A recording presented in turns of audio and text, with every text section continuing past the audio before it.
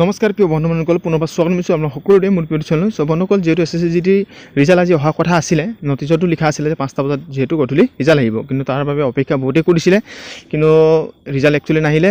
মনটো একচুৱেলি বেয়া লাগিছে, সকলোৰে বেয়া লাগিছিল, মই গম পাইছোঁ। যিহেতু মোক মেছেজো কৰিছে, ফোনো কৰিছে, ৰিজাল্ট যিহেতু আজি নাহিলে, কিন্তু মই যিটো নটিচ ৰিয়েল বুলি কৈছিলোঁ একচুৱেলি সেইটো ফেক ওলালে।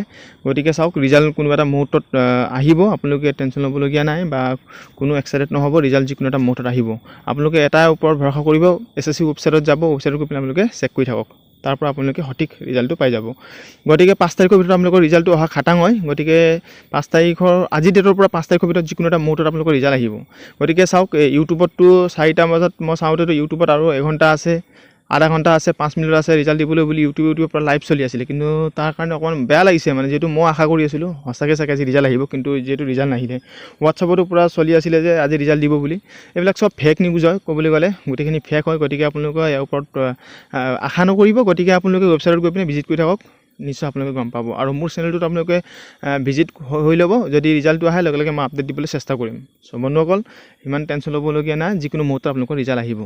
চ' মোৰ মতে 5 তাৰিখৰ ভিতৰত আপোনালোকৰ ৰিজাল্ট আহিব, 110% 5 তাৰিখৰ ভিতৰত আপোনালোকৰ ৰিজাল্ট আহিব। গতিকে একো টেনশ্যন নোলোৱাকৈ আপোনালোকে আৰামছে থাকক।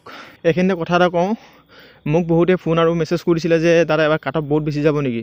চোৱা, তোমালোকক কথা এটাই ক'ম যে এবাৰ আগৰ তুলনাত এবাৰ কাট অফ বহুত কম যাব। আৰু কাট অফ কম যোৱা কাৰণ কি হ'ল জানানে বন্ধুসকল, ফিজিকেল আৰু মেডিকেল যিহেতু এবাৰ লগতে হ'ল।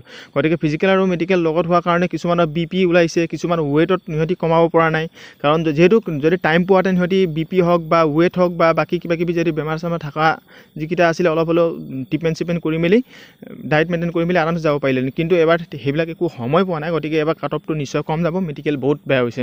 আগতে কি হৈছিলে, আগতে ফিজিকেল প্ৰথম হৈছিলে, ফিজিকেলৰ 1 মাহৰ পাছত তোমালোকৰ মেডিকেল হৈছিলে। গতিকে তাৰ পৰা কি হৈছে, মানুহবিলাকে ডায়েট চাইট মেইনটেইন কৰি ডক্টৰৰ ওচৰত দেখাই মেলি একদম ভাল কৰি মেলি যাবলৈ এটা সুবিধা পাইছিলে, কিন্তু এতিয়া বৰ্তমান সেইটো সুবিধা হোৱা নাই। সেইটো কাৰণে মেডিকেল যিহেতু লগতে হৈছে, তাৰ কাৰণে কাট অফটো নিশ্চয় কম যাব, যিহেতু মেডিকেল বহুত ল'ৰা ফেইল কৰিছে। তাৰ পৰা আমি এটাই ভাবিব পাৰোঁ যে কাট অফটো আগৰ তুলনাত এবাৰ নিশ্চয় কম যাব। গতিকে টেনশ্যন ল'বলগীয়া নাই, তোমালোকৰ নাম আহিব, যিসকল 15ৰ পৰা বেছি আছে সকলোৰে নাম আহিব। গতিকে টেনশ্যন নোলোৱাকৈ তোমালোকে নিজৰ ফাইনেল মেৰিটৰ কাৰণে চিন্তা কৰি থাকা, যিকোনো এটা মুহূৰ্তত আহিব। গতিকে বন্ধুসকল, তোমালোকে একো হতাশ নহ'বা, নিশ্চয় ভাল এটা খবৰ পাবা।